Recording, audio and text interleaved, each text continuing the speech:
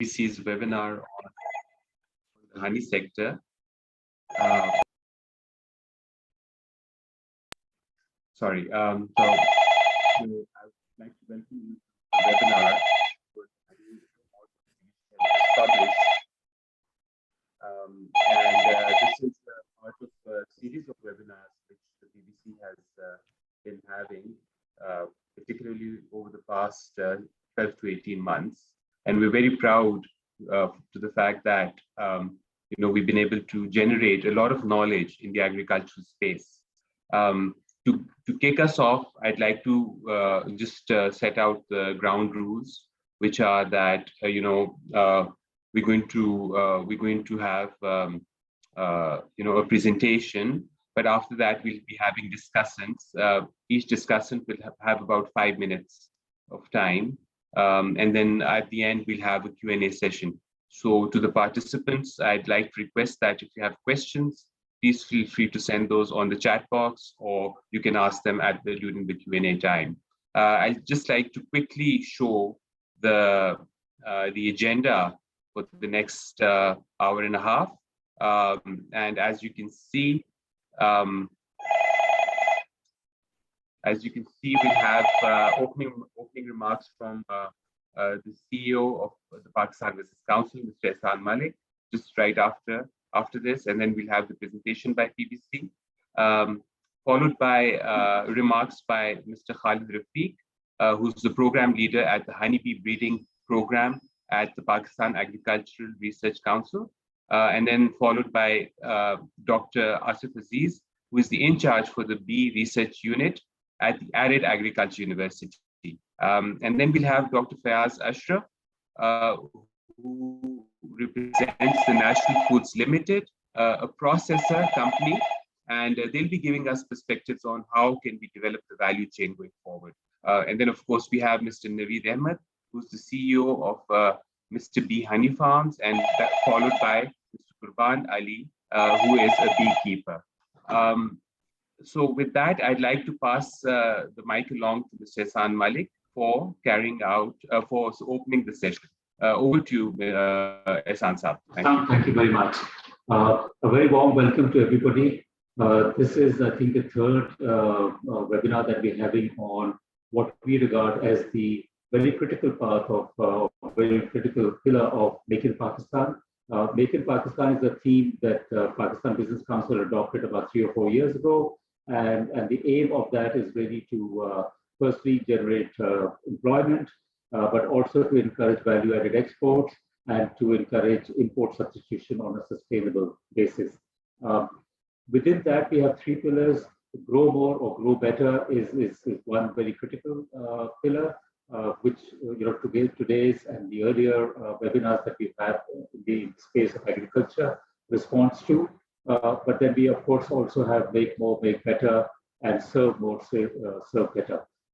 So coming back to grow more, grow better, the reason why we're focusing on that is because it is critical from the point of view of food security, and also obviously from the point of view of the effect that the lack of sufficient supplies has on our imports, and the missed opportunity on exports. So really, all the other pillars also really respond to the same needs. So jobs, exports, import substitution. In the case of agronomy, another critical deliverable that it can deliver is boosting the rural economy, where 60% of Pakistan's population resides. Why are we focusing on honey? I mean, honey is not the main agricultural activity in Pakistan, but the main agricultural activities in Pakistan, of course, get a significant share of voice, but things like olive and honey don't.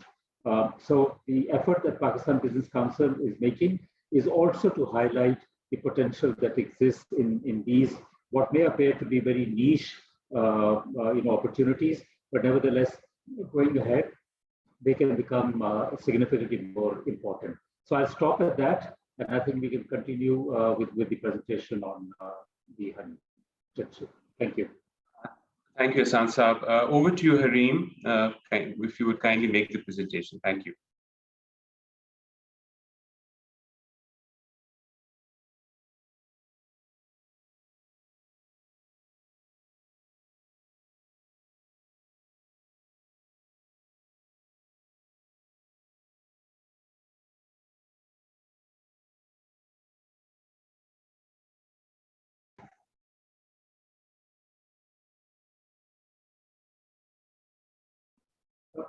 Harim, we can't hear you.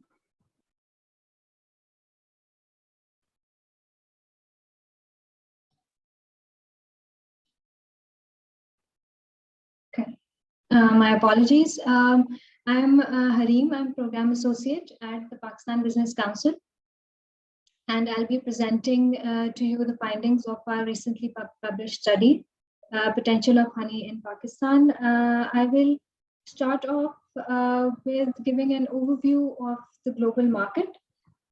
So the total global honey production was 1.7 million in 2020. It has actually increased by 10% over the last 10 years. China is the major producer of honey with 28% of total global production, followed by Turkey and Iran. Along with production, the export of honey has also increased by 34% in value and 47% in volume.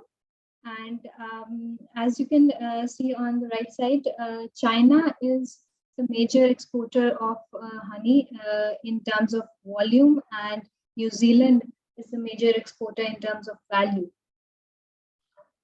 So if we dig deeper into the export value and volume numbers of New Zealand and China, we'll see that New Zealand focuses on quality, on improving quality, selling very high quality honey, which is highly priced. And China, on the other hand, focuses on just exporting higher volumes of low priced, low quality honey. US, Germany, and Japan are the three top consumers of honey in the world, with per capita consumption of 0.721 kgs per year, as compared to world average of just 150 grams. So these countries are the top consumers because, since honey is a premium product, the consumers here can afford consuming a larger quantity of honey every year. So I'll just summarize the key takeaways from the global data. So if we look at the global production and export numbers, we'll see that 40% of the global production is exported, whereas the 60% is domestically consumed. With the exception of China, majority of the top producers are not the top exporters because most of it is domestically consumed. And there are two different export strategies. One, like New Zealand focuses on quality and China focuses on exporting larger volumes. And just like we just saw in the previous slide, the consumption is concentrated in the developed countries because of more affordability. Now, let's move on and have a look at what the domestic market looks like. So Pakistan produces 15,000 metric tons of honey on average every year from 1.1 million bee colonies. So these two numbers indicate that honey is produced on a very small scale with an average of 13 kilograms per bee colony per year. This is low as compared to the global average of 20 to 25 kilograms per year. We'll see the reasons why in the next slide. The most produced varieties are acacia and Sadar honey. And on the processing side, in Pakistan, there are few medium-sized processing companies which are operating, such as Young, Salman's, Marhaba, and others. So our domestic production is limited because of five major reasons. We have lost bee habitat due to deforestation and climate change. Furthermore, our beekeepers, they are not trained on modern practices. They use traditional tools, uh, which results in actually post-harvest losses. That is why our per colony yield is also low. Plus, storage and handling of honey is improper. They use non-food grade containers, which actually impacts the quality as well. Furthermore, quality testing is quite absent in the sector. The domestic honey that is actually honey that's sold in domestic market, it is also not tested for quality, although it is claimed that it is pure and good quality honey. Honey available in our domestic market is adulterated. Sometimes traders, they add low quality honey, they mix two qualities or add sugar syrup to increase the volume. And lastly, there is no focus on the value added products, because our beekeepers are not trained in extracting beeswax or royal jelly from the beehive, which can be produced into candles or soaps or lip balms, etc. The market coming up to the market players, we have four different categories of market players. We have one large wholesale market in Tarnab, Peshawar, and like as previously said, there are no quality standards or testing facilities over there, and therefore a very high likelihood of adulteration. The second category is of the sellers in the local villages. They just sell to their local community using word of mouth marketing channel. Again, no quality testing.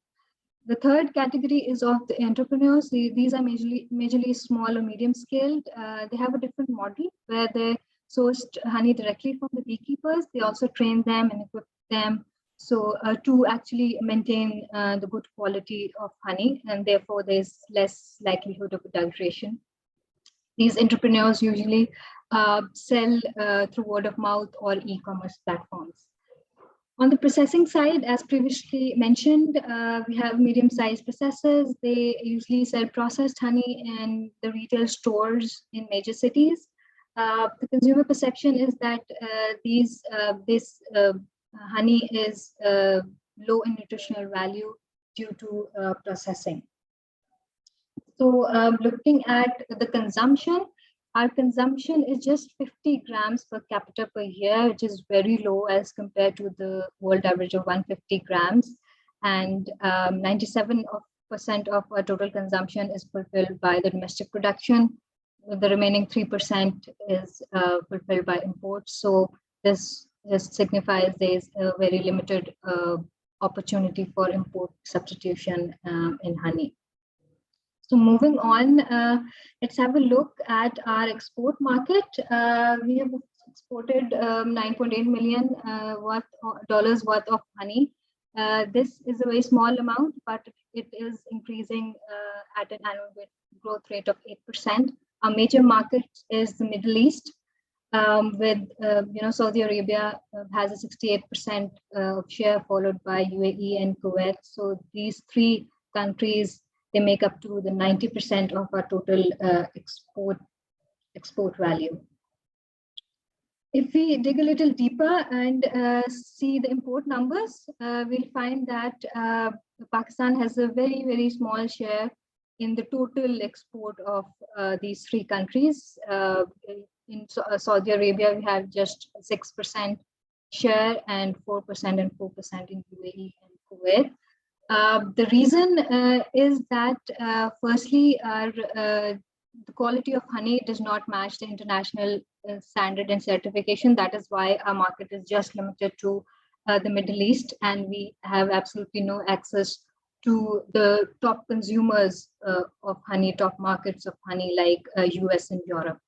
And secondly, there is no effective marketing or branding of honey, even though the Sidr honey is preferred in the Middle East, but it is still exported in bulk packaging with no made in Pakistan labeling or branding on it.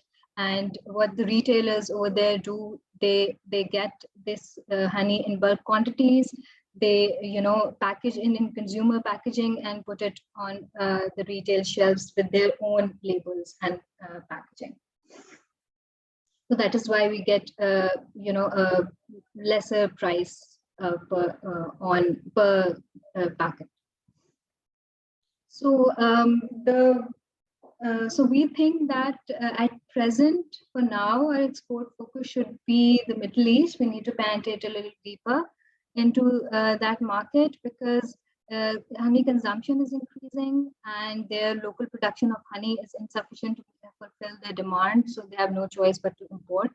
And Pakistani honey gets a better price than Chinese and Indian honey. So what we need to do is we need to move from wet markets to the retail markets, to retail shelves. We need to, package honey in consumer packaging and brand the Sidr honey, which is actually preferred in the Middle East, like New Zealand has done with their Manuka honey, and Germany has done with Langnese honey. In addition to Middle East, Pakistani exporters can also explore the Asian population in US and Europe, but for that we need to get international quality certifications.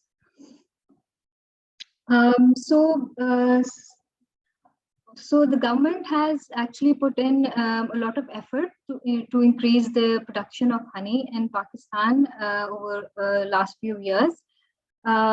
The government's Billion Tree Honey Initiative, it aims to increase honey production to 70,000 tons per year. NARC has established a Honeybee Research Institute, which has introduced an imported species called Apis mellifera. So this species is actually used worldwide for honey production, and it has it has a greater yield than a local species. So HBRI, Honeybee Research Institute, also trains the beekeepers, controls spread of diseases, and creates awareness on the best practices of honey production. Lastly, with the assistance of Turkey, HBRI has established a queen production lab, and we have products value addition lab. These two labs will actually help in improving the quality of honey produced, and of course, the value added products that can be extracted from the hive in addition to honey. So in light of all the above analysis, we have posed a set of recommendations, and this is to specify and stress that improvements are required across the honey supply chain, and we need to first focus on the quality, on producing and procuring good pure quality of honey, which will actually expand the domestic market as well and open up new export markets as well. So the private sector involvement, it needs to be increased. Private sector can contract beekeepers, invest in their production systems. This is one way to improve the quality as well. And since HBRI is invested in training the beekeepers, this training or capacity building exercises, they need to be scaled up since the beekeepers are fragmented. These trainings would improve the quality and quantity of honey production as well, and the production of value-added products. Regarding the export market, the exporters need assistance to receive the quality certifications, and the government needs to conduct promotional campaigns, maybe through embassies or trade shows, to brand honey as our specialty. Branding and marketing is very, very important to open new markets and get a better price. And lastly, we also need to conduct baseline surveys and track data of production and export of honey as well as other value-added products, so that we can devise actionable policies and strategies and incentive for every product in the sector. So with this, I'll close my presentation. I'd like to thank everyone for their attention and time. Back to you, Saud.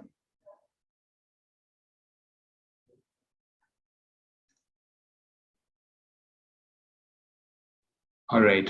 Thank you, Harim. Thank you, Harim, and thanks for making the presentation. And there's a lot of interesting points that came out of it, and we will now move to the discussion part of this webinar. For that part, I'd like to invite Mr. Khalid, who is, I think he just dropped off. Perhaps he'll rejoin, but in his absence, I'd like to request Dr. Asif Aziz, who is the in charge for the bee research unit at the Arid Agriculture University. Dr.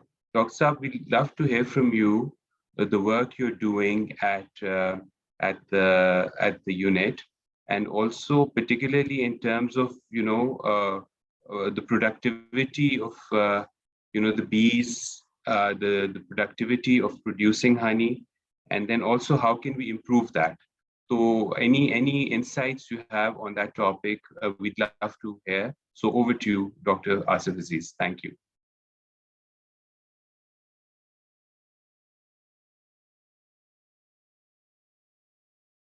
Asif साहब, आप mute पे हैं. If you can unmute yourself.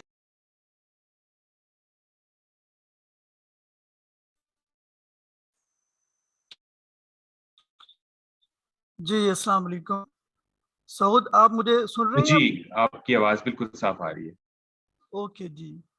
जहाँ तक बात ये है कि हम लोग बी रिसर्च यूनिट में क्या एक्टिविटीज़ कर रहे हैं, तो ये एक ब्लेंड है. हमारी जो लैब है इसमें बी कीपर्स की जो बेसिक ट्रेनिंग्स हैं हम वो भी करते हैं, और उसके साथ साथ स्टूडेंट्स के लिए जो डिफरेंट स्टडीज़ हैं, मॉलिक्यूलर स्टडीज़ हैं, एमएससी की, पीएचडी की, वो भी हम प्लान करते हैं. हमारा जो फोकस है वो ये है कि बी कीपर्स जो हैं वो क्वालिटी हनी प्रोडक्शन के ऊपर आएँ, और उसके साथ साथ दूसरे जो वैल्यू एडिड प्रोडक्ट्स हैं उनमें अपनी एक्सपर्टी हासिल करें और उसकी मार्केटिंग करें. जो हमारे स्टूडेंट हैं उनका काम हमने ये रखा हुआ है कि जो बी कीपर्स के इश्यूज होते हैं वो उसके ऊपर रिसर्च करें और उनके सॉल्यूशन दें. कुछ जो हमने जो पिछले 2-3 सालों में डिफरेंट फाइंडिंग्स की हैं, उसमें हनी बी के जो माइट्स हैं उनकी मॉनिटरिंग के लिए एक सिस्टम इंट्रोड्यूस करवाया है. इसी तरह एक बीटीएच के अंदर मॉडर्न हाइव थोड़ी सी कुछ मॉडिफिकेशंस हमने की हैं उसकी डायमेंशंस में, वो इंट्रोड्यूस करवाया है, और उसकी वजह से 30 से 40% हनी में इंक्रीज जो है वो रिकॉर्ड की गई है. और इस साल चाइनीज़ टेक्नोलॉजी को पाकिस्तान के अंदर दोबारा से जिसको समझे कि अडॉप्ट किया गया है, और royal jelly production on mass scale इसके ऊपर कामयाब तजर्बात किए गए हैं, और अब हमने बी कीपर्स को ये ट्रांसफ़र करना शुरू कर दी है. बी कीपर सोसाइटी के लिए हमारा ज़्यादा फोकस है कि हम उनको ज़्यादा से ज़्यादा जो है वो सपोर्ट फ्राहम कर सकें. उसके लिए हम एक टीम की शक्ल में काम कर रहे हैं, जिसमें सारे अदारे भी हमारे साथ हैं और एंटरप्रेन्योर्स भी बहुत सारे हमारे साथ हैं. तो ये उसी पूरा एक हमारा जो ग्रुप है जो वर्क कर रहा है, उसके नतीजे में गवर्नमेंट ऑफ पाकिस्तान ने बिलियन ट्री हनी इनिशिएटिव वज़ीर आज़म साहब ने, उस दौर के जो वज़ीर आज़म साहब इमरान खान साहब थे, उन्होंने इंट्रोड्यूस करवाया था. तो बहुत ज़्यादा मैं आप सब लोगों का मशकूर हूँ पाकिस्तान बिजनेस काउंसिल का. एक बहुत ही इंटीग्रेटेड आज एक और वेल ऑर्गेनाइज्ड प्रेजेंटेशन जो है वो यहाँ पे देखने को मिली है, और हम ये चाहते हैं कि कोई ऐसा मैकेनिज्म बने कि नंबर 1 इंटीग्रेशन हो, एक दूसरे के साथ बेशक 1 महीने के बाद या 2 महीने के बाद कुछ कंटिन्यूस मीटिंग्स हों और उनके बाद फिर कोई वर्किंग हो, फिर फीडबैक के बाद आगे बढ़ा जाए, और इस तरह का कोई मैकेनिज्म होना चाहिए। जो बी कीपिंग का ये सारे का सारा जो वैल्यू चेन है, ये बिजनेस के गिर्द घूमती है।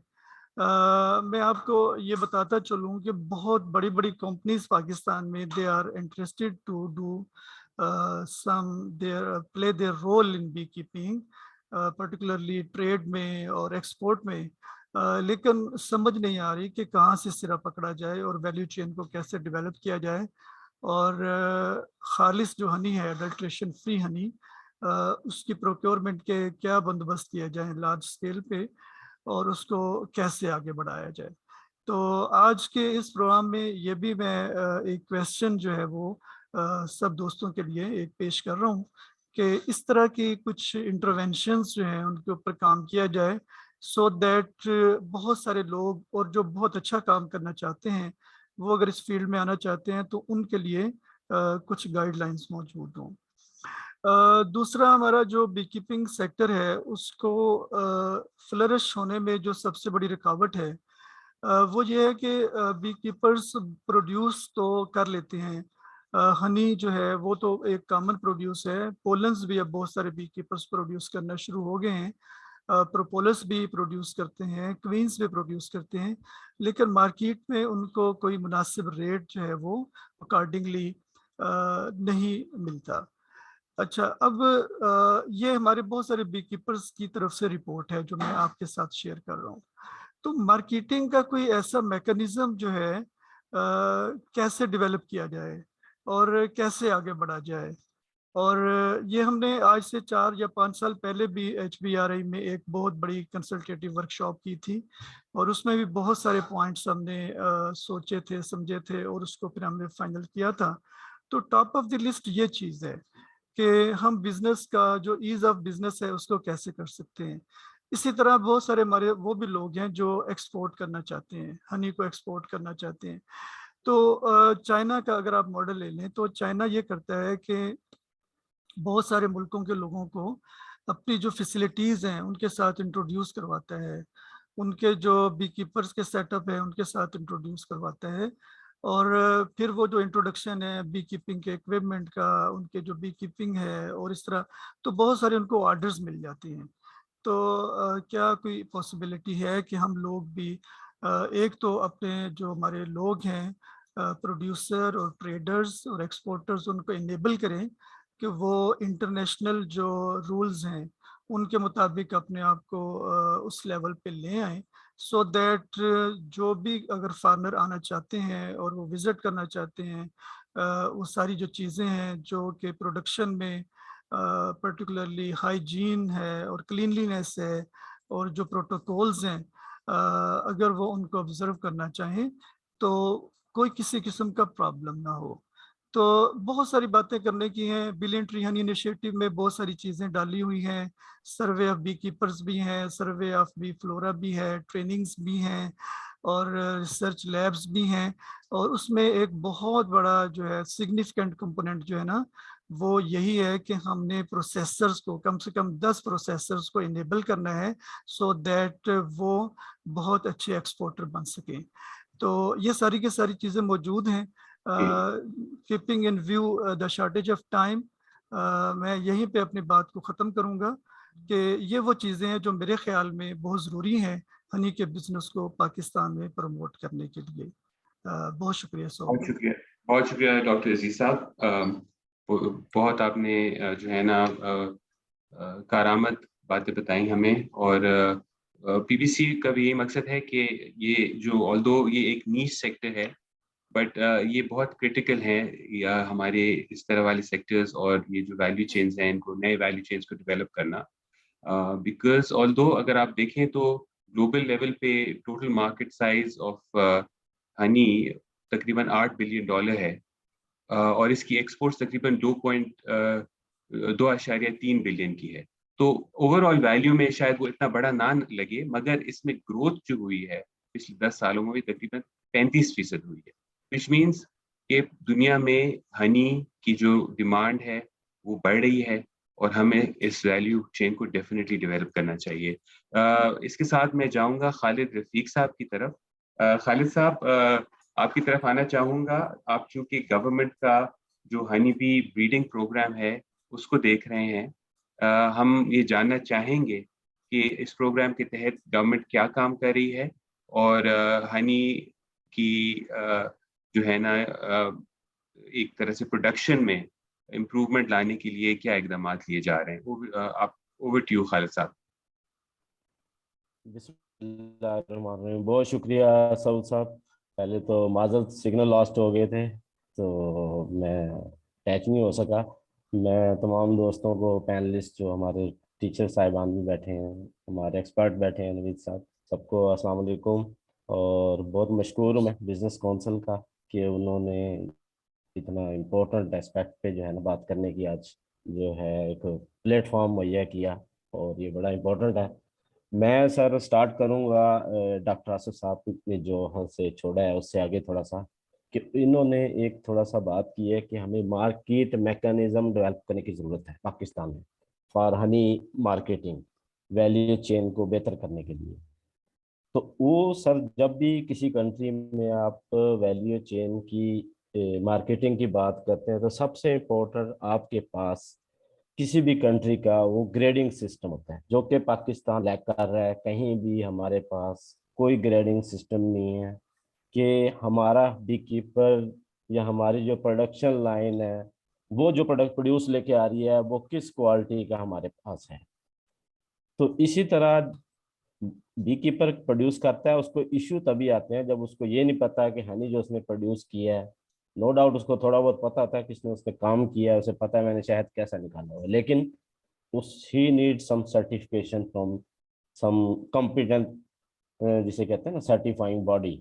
तो वो पाकिस्तान में मौजूद नहीं है। जब वो मार्केट में अपना हनी फॉर सेल जो है वो करता है, ऑफर करता है, तो उसको प्राइस इसीलिए नहीं मिलती क्योंकि जो ट्रेडर बैठे हुए हैं जो हनी प्रोक्योर करते हैं बल्क में बी कीपर से, तो वो उतनी कहते हैं पर्सनल असेसमेंट पे उससे लेके और उसको अपनी मर्जी का रेट देते हैं। बी कीपर के पास कोई सर्टिफिकेट नहीं होता जिसे वो क्लेम करे कि मेरे पास एक क्वालिटी का शहद है और आप मुझे एक क्वालिटी का ही मैं प्राइस लूंगा। तो दूसरी बात सस्टेनेबल सोर्सिंग है। पाकिस्तान में हनी प्रोड्यूस होता है, आप किसी भी कंट्री के ने अगर एक्सपोर्ट करना है सस्टेनेबल, अगर आपके पास सोर्सिंग नहीं है, एक साल आपने शहद अच्छा पैदा कर लिया बेरी का और अगले साल आपसे सेम कंट्री डिमांड करता है कि हमें हनी चाहिए और आपके पास अवेलेबल नहीं होता पाकिस्तान के अंदर। तो हमारे पास सस्टेनेबल सोर्सिंग और क्वालिटी हनी की प्रोडक्शन के लिए उसके अंदर काम करने की बहुत ज़रूरत है। मतलब हम एक ही मार्केट जो कि हमारी गल्फ स्टेट्स हैं उनको फोकस किया हुआ है हमने, उन्हीं को एक हमें कहते हैं ना कि हमने स्टैंडर्ड रख लिया है पाकिस्तान में कि हमने सिर्फ सऊदीया को ही शायद बेचना है या यूएई को बेचना है। इस साल वहाँ भी हम कंपटीशन में आ गए हैं। मतलब है कि हमें हमारा हनी इंडिया से या चाइना से जो हनी आ रहा है उसके मुकाबले में हमारा हनी प्रोक्योर नहीं हो रहा क्योंकि उन्होंने 3-4 टेस्ट और वहाँ पे लगा दिए हैं, एंटीबॉडी और पेस्टिसाइड रेजिड्यू का टेस्ट लगा दिया है इस साल। तो ये इशू आ रहे हैं वहाँ पे भी, मतलब हमारा नहीं। तो हमें जिसे कहते हैं ना कि some new potential destination for export जो है हमें ढूंढने की ज़रूरत है, जैसे कि सिंगापुर है, मलेशिया है, इंडोनेशिया है। ये बहुत ऐसे सोर्सेज डेस्टिनेशन है जिनको हम एक्सप्लोर करके पाकिस्तान अपना हनी जो है एक्सपोर्ट कर सकता है। तो बात अब जो होती है कि national honey quality control system development की इम्पोर्टेंस पाकिस्तान में क्या है। पाकिस्तान में इस वक्त जो है ना honey produce no doubt potential है, प्रोड्यूस हो रहा है, लेकिन national honey quality control system develop करने की ज़रूरत है ताकि हम किसी भी एक्सपोर्टर को, कोई भी फॉरेन जो इन्वेस्टर है उसको ला के अपना क्वालिटी कंट्रोल सिस्टम दिखाएं और अपनी सर्टिफिकेशन जो रजीम है उसको शो कराएं, उसकी अथेंटिसिटी को उसके आगे प्रेजेंट करें ताकि जो है हमारी एक्सपोर्ट बढ़े और फिर इसके अंदर लोग इन्वेस्ट करने को बाहर के लोग तैयार हैं। तो बाहर के लोग या कोई भी इन्वेस्टर बगैर lacking of any national system, कोई भी आपका उस किसी भी फील्ड में अगर कमांड सिस्टम आपके पास लैक कर रहे हैं तो वहाँ इन्वेस्ट करने को तैयार नहीं होता है। इसी तरह जैसे नेशनल हनी बोर्ड की भी बात चल रही है कि वो बने, तो जब भी इदारे इस तरह की चीज़ें डेवलप होंगी, सिस्टम डेवलप होगा, तो फिर ये मार्केट मैकेनिज्म जो है, मार्केटिंग मैकेनिज्म डेवलप होगा और अल्टीमेटली बीकीपर को, प्रोड्यूसर को भी फायदा होगा, हमारे ट्रेडर को फायदा होगा, और अल्टीमेटली हम कामयाब हो सकते हैं फॉरेन इन्वेस्टर को इन्वेस्ट करने में, और फिर जो है फॉरेन फंडिंग को फेच करने में पाकिस्तान के अंदर। तो इसके साथ ही जब अब मैं आता हूँ कि आपने जो बात की है सऊद साहब कि हम जो काम कर रहे हैं हनी बी ने 76 से हम मतलब है पाक जर्मन प्रोजेक्ट से, जो प्रमोशन प्रोजेक्ट था उससे मतलब है कि हमने स्टार्ट किया, ये इंट्रोड्यूस करा ये सारा कुछ। तो हम लेटेस्टली जो हम ब्रीडिंग पे काम कर रहे हैं, हम सम जिसे कहते हैं ना कंट्रोल मीटिंग पे काम कर रहे हैं, ब्रीडिंग पे काम कर रहे हैं, इसके बहुत से एक्सपेक्ट पे काम कर रहे हैं कि किस तरह हम रेजिस्टेंस बीज जो है वो डेवलप करने में कोशिश कामयाब हो सकें, कि जिससे जो हमारा पेस्टिसाइड का बर्डन है, जो हमारी कॉलोनी प्रोडक्टिविटी है वो बढ़ सके, पेस्टिसाइड का बर्डन कम हो सके, और हाईली फेकेंडेटिव कोई ऐसी ब्रीड हो जिसके अंदर जिसकी जो प्रोबोसस साइज है हम उसको फोकस किया हुआ है हमने, और जो पर्टिकुलरली जो वरोआ का जो जो इसे कहते हैं ना कि रेजिस्टेंस अगेंस्ट वरोआ माइट, तो इस तरह की ब्रीड पे हम काम कर रहे हैं, और आर्टिफिशियल इंसेमिनेशन पे भी काम कर रहे हैं उसी के थ्रू। कुछ हमने पिछले 2-3 साल से कुछ काम किया है, और तकरीबन हमने जो 200-250 क्वीन जो है इस सिस्टम से भी बनाई हैं। No doubt it is initial stage in Pakistan, लेकिन हम कोशिश कर रहे हैं कोई ब्रीड जो है ऐसी डेवलप कर पाएँ जिससे। तो सिमिलरली अब बाई प्रोडक्ट पे भी हमने काम शुरू किया हुआ है, जिसमें पोलन है, प्रोपोलिस है, रॉयल जेली, और इसमें हम सम जिसे कहते हैं ना मैनुअल से सम ऑटोमेशन पे काम करने की कोशिश कर रहे हैं कि किस तरह हम जो है इसको इंडस्ट्री के तौर पे लोगों के आगे प्रेजेंट कर सकें, कि कैसे लोग जो है इसकी जो आप ये कह लें कि इसकी मशीन है जो मैनुअल है पाकिस्तान में, या हमारा बी कीपर जो कलेक्ट करता है जैसे पोलन कलेक्ट करता है, उसके पास कोई ऐसा इक्विपमेंट नहीं है कि उसको अगर उसने सेल करना है किसी को, उससे पहले उसको प्रिजर्व कैसे करना है, उसको ड्राई कैसे करना है, उसकी क्वालिटी कैसे होनी चाहिए, वो जस्ट फील्ड में स्प्रेड कर देता है। और उसको मतलब है कि इनको बहुत सी ज़रूरत है बी कीपर्स को अभी ट्रेन करने की, वैल्यू एडिशन के अंदर और क्वालिटी क्वीन प्रोडक्शन के अंदर, और आईपीएम ऑफ द बीज जो मैनेजमेंट है, कॉलोनी मैनेजमेंट है। क्योंकि जब तक आपकी प्रोडक्शन लाइन ठीक नहीं होगी, जबकि आपकी प्रोडक्शन लाइन ठीक होगी तो ही आपकी जो है ना मार्केटिंग लाइन और एक्सपोर्ट लाइन ठीक हो सकती है। एक्सपोर्ट हम जब भी ऑफर कर सकते हैं जब आपकी प्रोडक्शन लाइन में कोई फॉल्ट ना हो, और वो जो है पेस्टिसाइड फ्री और रेजिड्यू फ्री हनी प्रोड्यूस कर रहा है। तो इसमें हम भी एफर्ट कर रहे हैं। हनी बी रिसर्च इंस्टीट्यूट ने हमेशा कोऑर्डिनेशन का रोल भी अदा किया है, पूरे पाकिस्तान में इदारों को इकट्ठा करने की कोशिश की है, ताकि जो है हम मिल बैठ के ऐसा मैकेनिज्म डेवलप करने की कोशिश करें।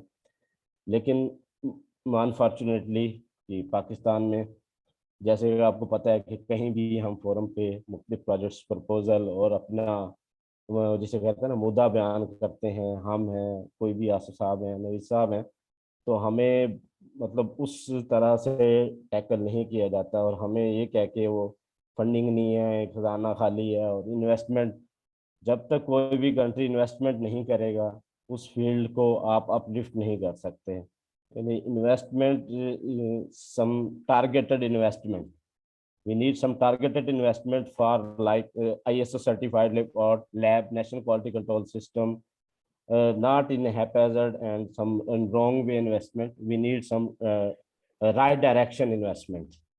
So like the project proposal in Billion Tree Honey, Dr. Asaf Saab, so they must be funded. We got the byproduct lab. So similarly the project we are trying, but ultimately depend on the government. What are their priorities, what they want from us. We plant them, but they don't want that we should work. Government हमने देखा है कि हमें कहते हैं कि आप बैठ के करें।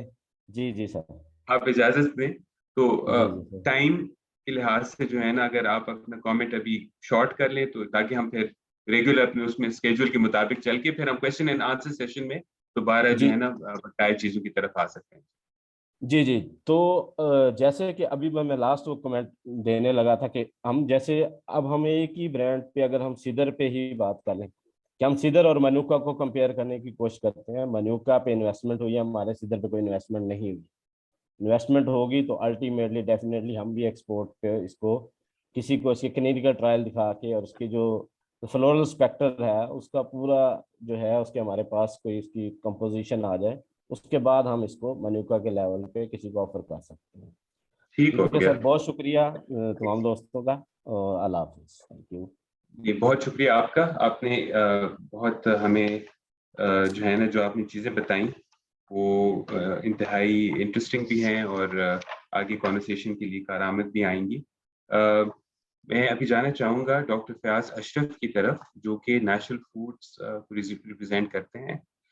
डॉक्टर फयाज के साथ मैंने खुद भी गुफ्तगू की थी पहले इस पे, तो I think he is one of the better knowledgeable person or people in this space from the private sector, क्योंकि नेशनल फूड particularly हनी में भी काफ़ी जो है ना काम करता रहा है। और डॉक्टर फयाज साहब, आपने मुझे बहुत इंटरेस्टिंग बातें बताई थी regarding the different types of products जो कि हनी से प्रोड्यूस हो सकती हैं।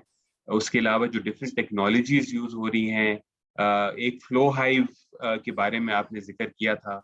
तो आई वुड रियली अप्रिशिएट अगर आप हमें कुछ जो है ना प्रोसेसिंग के लिहाज से, और आप फ्रॉम नेशनल फूड पर्सपेक्टिव इस वैल्यू चेन को किस तरह देख रहे हैं कि हम इसको आगे जाके कैसे डेवलप कर सकते हैं।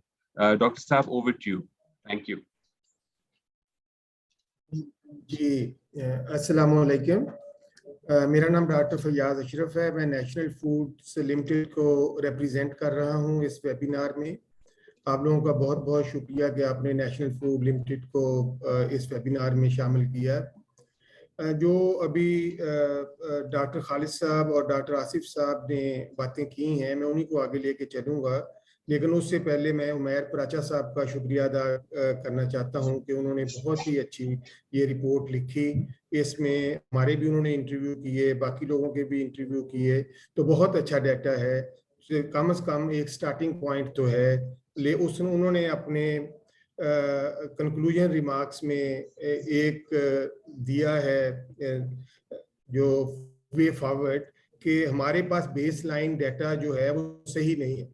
तो जब इंडस्ट्री ने कोई भी प्रोजेक्ट बनाना होता है, कोई भी फिजिबिलिटी बनाना होती है, तो हमने डाटा को देखना होता है कि पाकिस्तान में कितना हनी अवेलेबल है, कितना हम एक्सपोर्ट कर सकते हैं, कितना हम लोकल में यूज कर सकते हैं। तो वो वाली चीज़ अभी ऑथेंटिक नहीं है, जो मैंने इस रिपोर्ट में भी देखी है। और जब हम डॉक्टर आसिफ अजीज साहब से बात करते हैं, खालिद रफीक साहब से बात करते हैं, तो जो डाटा आता है इस पे रियली हमें काम करने की ज़रूरत है कि हमारा डाटा ऑथेंटिक हो। और दूसरा ये है कि डॉक्टर आसिफ साहब ने कहा, सॉरी डॉक्टर खालिद साहब ने, कि हमारे किसी मुल्क ने हमारे ऊपर एंटीबॉडीज के टेस्ट लगा दिए हैं, हमारी एक्सपोर्ट जो है वो कम हो रही है। तो आई थिंक हमें जो हमें काम करना चाहिए एज ए कंट्री, वो हनी जो है वो क्वालिटी हनी हो, ऐसी क्वालिटी हो कि वो जिस मुल्क में मर्जी भेजें और वो एक्सेप्टेबल हो। अब हमारे लिए क्या है कि जब हम यूएसए में भेजते हैं वो रिजेक्ट हो जाता है, यूरोपियन यूनियन ने बैन किया हुआ है, हमारे पास सिर्फ सऊदी अरेबिया और यूएई और कुवैत रह जाते हैं हनी भेजने के लिए। तो हमें अपनी वैल्यू चेन को सही करना है, ताकि जो फॉर एग्जांपल हम अगर एक्सपोर्ट करना चाहते हैं तो हम हनी लें और उसको जिस मुल्क में मर्जी भेज दें।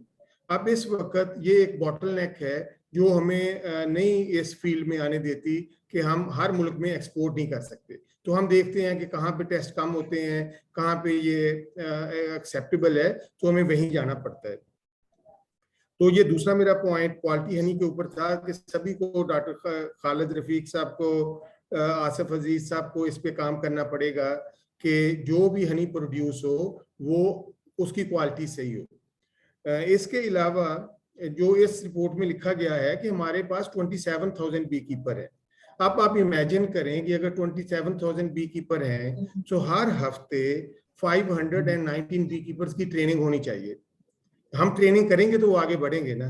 तो हमारे पास सिर्फ 2 अदारे हैं यहाँ पे ट्रेनिंग होती है, एक HBRI है और दूसरा एरिड एग्रीकल्चर यूनिवर्सिटी है, जिसमें कभी 3 महीने के बाद ट्रेनिंग हो रही होती है, कभी मे बी मंथली लेवल पे होती हो, लेकिन इतने लोगों को कवर नहीं किया जाता कि वहां पे 27,000 बी कीपर्स को कवर किया जा सके इस 1 साल के अंदर। तो ये भी हमारे लिए करना बहुत जरूरी है।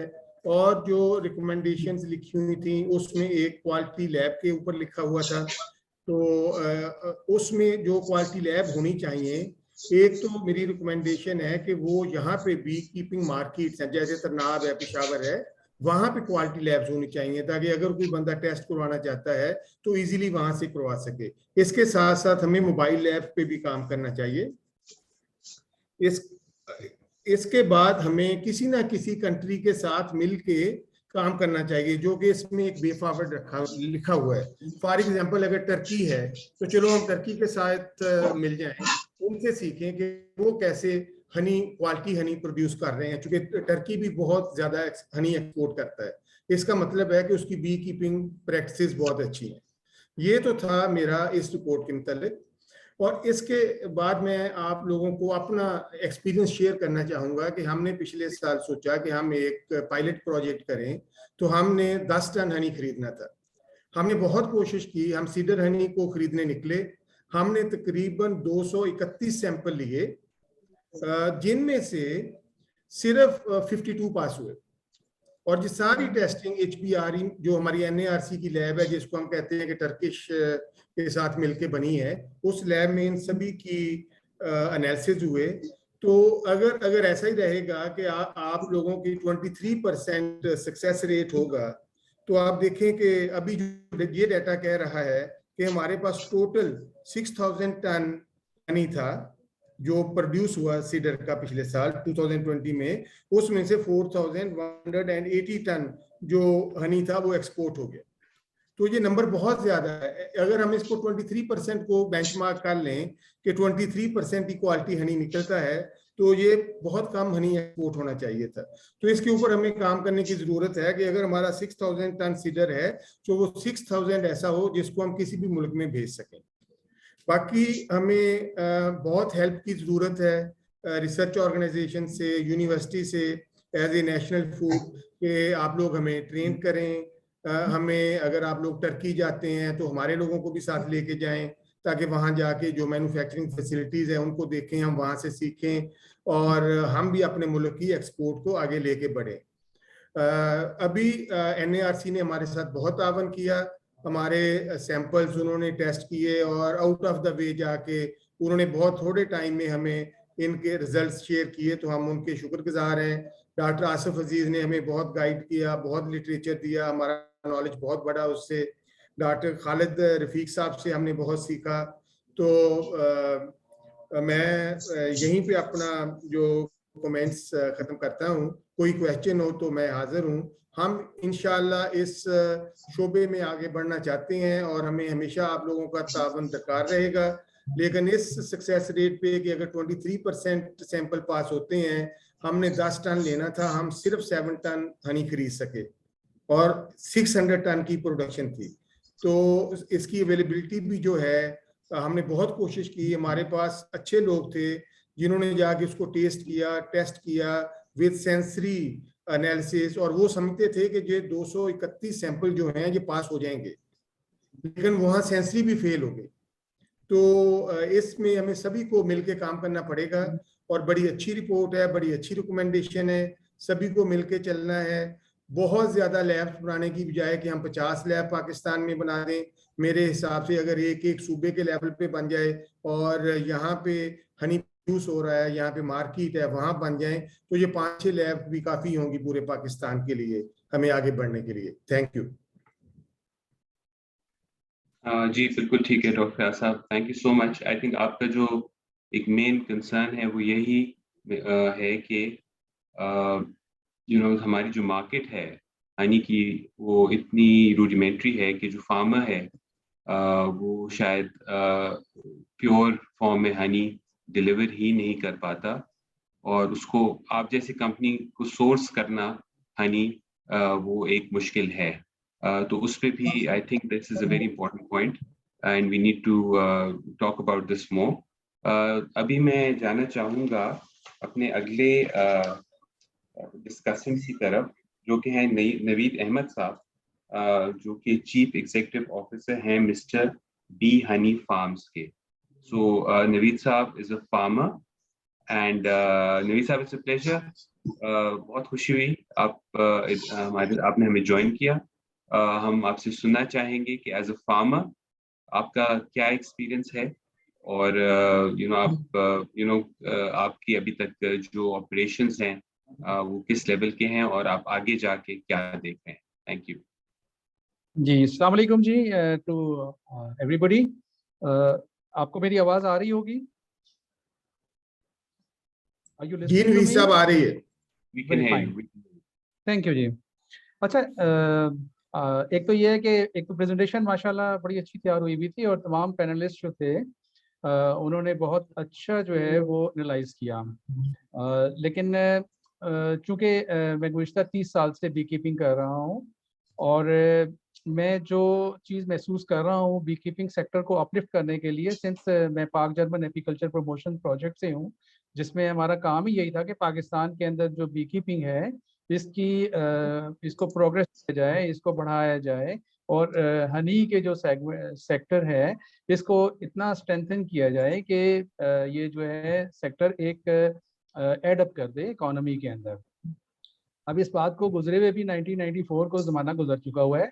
हमने उस ज़माने में भी बहुत पेशरफ्त की थी, इस सिलसिले में ट्रेनिंग्स भी हमने कंडक्ट की और हमने इक्विपमेंट्स भी तैयार किए। आज जिस चीज़ को हम रो रहे हैं 30 साल के बाद, मैं समझता हूँ कि ये एक बहुत बड़ा जो है ना अफसोस का मकाम है कि ये जो चीज़ें हमने आज से इतने अरसे पहले 1994 में हमने ये सब चीज़ें लॉन्च कर दी थी मार्केट के अंदर, जो कि स्टैंडर्ड रिक्वायरमेंट्स थी इंटरनेशनल मार्केट के अंदर, उनको एक्सेप्ट नहीं किया इस मुआशरे ने, या हमारे जो सिस्टम है इसने उसको पिक ही नहीं किया। और वो सब का सब जो पैसा लगा था, आल्दो हमारे मुल्क का नहीं लगा था, जर्मन गवर्नमेंट का लगा था, वो सारा का सारा पैसा ज़ाया हो गया था। आज हम एस्पायर के अंदर बात कर रहे हैं, ये डॉक्टर आसिफ अजीज जो अभी बात कर रहे हैं, नया प्रोजेक्ट जो लॉन्च किया जा रहा है, इसके अंदर हम दोबारा उसका एक रेप्लिका जो है ना वो लाना चाह रहे हैं। कितने अरसे 30 साल के बाद दोबारा उसी को रेप्लिकेट कर रहे हैं। तो कितना बेहिस किस्म का हमारा मुआशरा है कि जिसके अंदर हमने इस सेक्टर को उठाया ही नहीं है, हालांकि इसका बड़ा पोटेंशियल है। मैं आपको बताता हूँ कि जब हम 1992-93 में बी कीपिंग करते थे तो हमारी पर ईयर जो हमारी हार्वेस्ट आती थी एक बॉक्स से, वो 80+ केजीज आया करती थी। ये कलेक्टिव जो डिफरेंट 3 हनी हम निकाला करते थे एक फार्म से साल में, उसकी 80+ किलो उस जमाने में थी, और आपकी प्रेजेंटेशन के अंदर जिक्र आया है 12 से 15 किलो के दरमियान आजकल हम लोग हार्वेस्ट कर रहे हैं। उस जमाने में कॉस्ट ऑफ प्रोडक्शन ना होने के बराबर थी अगर देखा जाए आज से कंपेयर करें उसको। अब इन चीज़ों को मद्देनजर रखते हुए सबसे पहले तो हमें ये देखना पड़ेगा कि हमारे इश्यूज कहाँ पर आ रहे हैं। 3 हमारी जो है ना डिफरेंट जो है ना हमारी लाइंस हैं जो कि हनी इंडस्ट्री के अंदर हमें नजर आती हैं। एक है जो कि प्रोडक्शन साइड है, दूसरी जो है वो है मिडल मैन जो कि इनसे हनी प्रोक्योर करता है, और तीसरे वो हैं जो कि पैकर्स हैं हमारे, जिसके अंदर कुछ एक्सपोर्टर्स हैं और कुछ लोकल हनी जो है ना वो सेल कर रहे होते हैं। अच्छा, इनमें जो सबसे बुरे हाल में है ना वो बी कीपर है। इसके बेचारे के कपड़े भी फटे होते हैं और ये कर्जों में भी जकड़ा हुआ होता है। अब ऐसे हालात के अंदर हम एक्सपेक्ट कर रहे होते हैं कि ये जो बी कीपर है ये हमें एक ऐसी प्रोडक्ट देगा जो कि हमें हेल्थ भी देगी, जो कि हमें रेवेन्यू भी जनरेट करेगी, और जो हमारे लिए फॉरेन एक्सचेंज भी लेकर आएगी। ये एक ख्वाब वाली बात हो सकती है। मैं समझता हूँ कि जब तक के बी कीपर के हालात अच्छे नहीं होंगे उस वक्त तक ये सब के सब सेक्टर्स जो हैं ये अपने बाजे बजाते रहेंगे और कुछ भी नहीं होने वाला इस फील्ड के अंदर। अच्छा, इस सेक्टर को अपलिफ्ट करने के लिए ठीक है, ट्रेनिंग्स की बात आप करते हैं कि ट्रेनिंग्स होनी चाहिए, मैं भी कहता हूँ ट्रेनिंग्स होनी चाहिए, लेकिन अब देखा जाए कि सेक्टर है क्या। सबसे पहले तो इसका सर्वे ही कोई नहीं हुआ। जो बातें हम करते हैं वो सारी की सारी हम जो मिडिल मैन है उसके हवाले से कर रहे होते हैं। जो मिडिल मैन ने डाटा इकट्ठा किया होता है उसके पास जो हनी सेल करने के लिए लोग आते हैं, बस वही उसके जो मेंबर्स हैं वही उनका डाटा है सारा का सारा। एक्चुअली जो लोग हैं जो कि प्रोड्यूस कर रहे हैं वो तो पहुंचते ही नहीं है मार्केट के अंदर। बहुत सारे लोग तो ऐसे हैं जो कि मिडिल मैन का रोल अदा करते हैं, उनके साथ भी उनसे माल लेके आगे पहुंच जाते हैं, तो वो इन्वॉल्व ही नहीं है।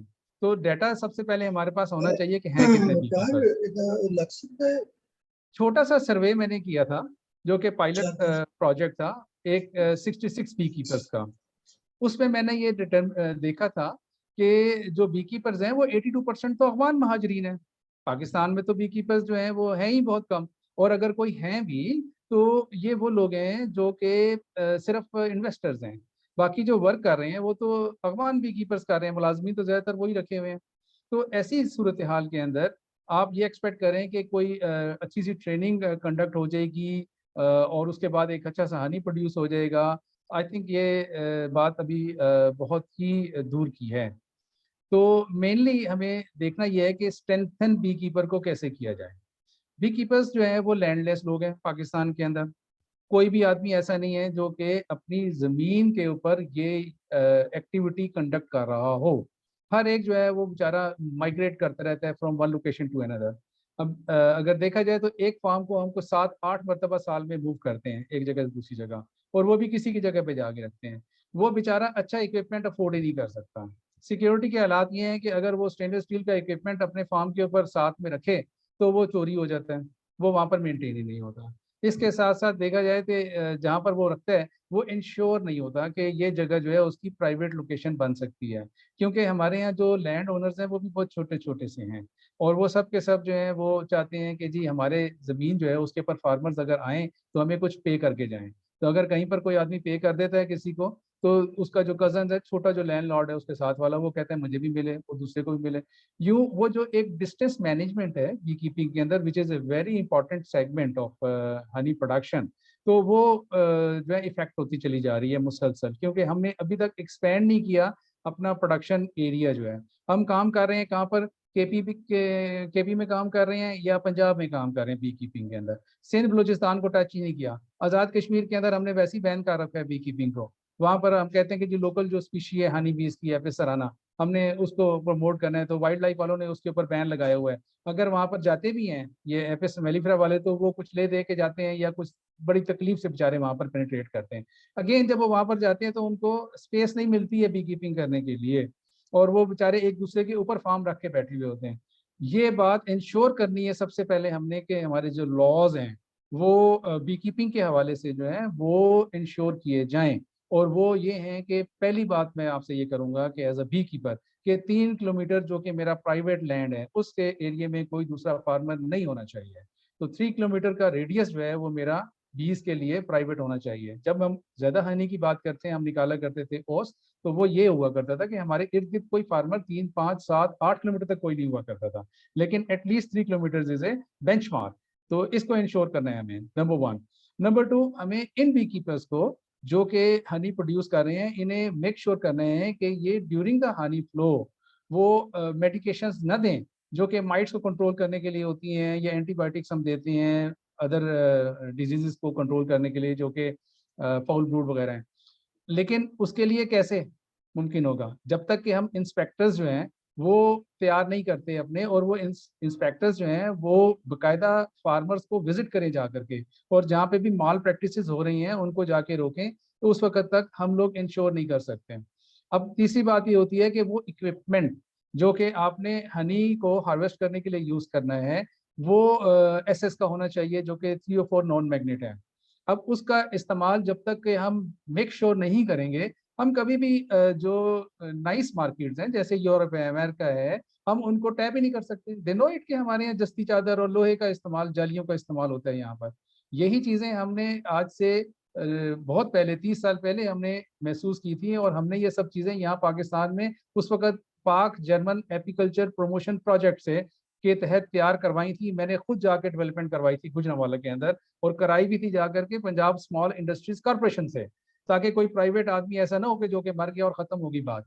तो ये कंटिन्यूशन होनी चाहिए उसकी, लेकिन उसको कैरी नहीं कर सके हम लोग, और प्रोजेक्ट वाइंड अप होने के बाद वो चीज़ें सारी की सारी तहलील हो गई, और उनका आज कोई नाम और निशान नहीं है। जब मैं दोबारा जाता हूँ उनसे ये पूछने के लिए कि डाइज आपको दी थी, इसलिए दी थी ताकि कोई भी आके आपसे कोई चीज़ बनवाना चाहे तो आप उनको दे दें। तो वो आप बनाकर दे रहे हैं, तो उन्होंने कहा जी हमारे पास डाइज कोई नहीं है, वो तो इतने अरसे हमारे पास ऑर्डर्स कोई नहीं आए, तो वो सारा कुछ गुल हो गया। अच्छा, अब हो क्या रहा है, इसमें बायसनेस वाली बात नहीं है, लेकिन जब हम डालते हैं पैसा किसी एक्टिविटी के अंदर तो ये सब चीज़ें हम लोग देखते हैं कि जनाब ये नजर आने लग जाती हैं।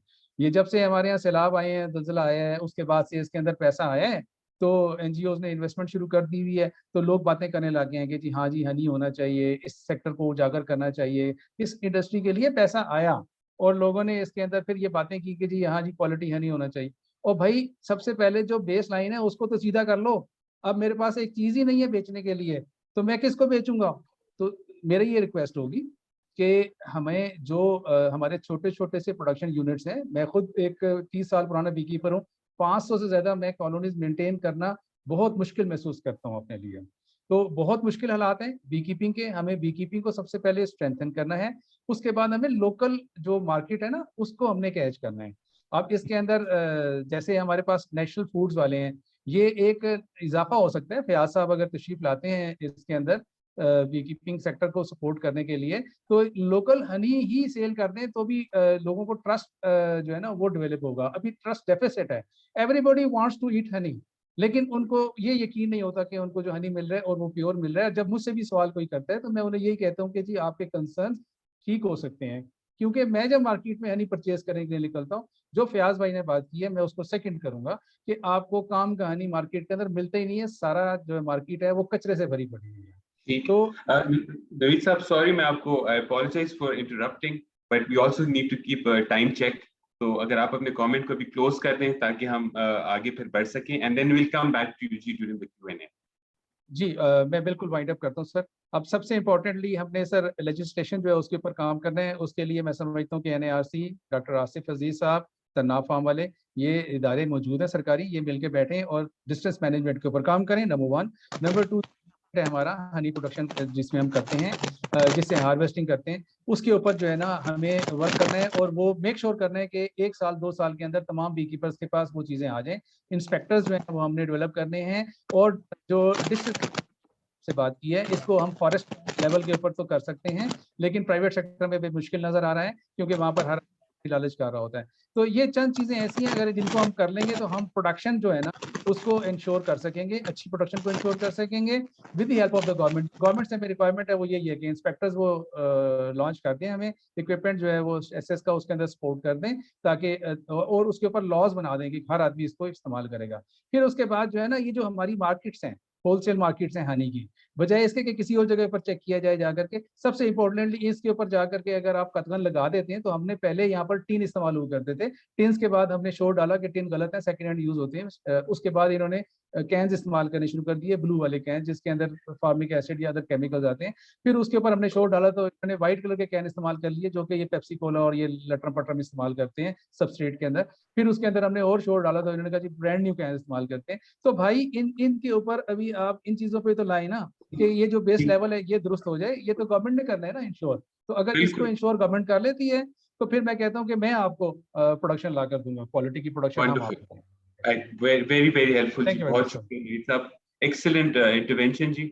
और जो ग्राउंड रियलिटीज हैं उससे आपने हमें मुतारिफ कराया, एंड ये हैरत की बात है कि आप ने जैसे फरमाया कि 1992-93 से ये इनिशिएटिव चल रहा है और ये थॉट प्रोसेस चल रहा है, मगर उसको जो है ना अभी तक हम कल्मिनेट नहीं कर पाए। तो let's keep working on that. अभी मैं रिक्वेस्ट करूंगा कुर्बान अली साहब जो कि बी कीपर हैं खुद, उनको कि वो अपना जो है ना जाविया हमें बताएं बी कीपिंग के बारे में। Thank you.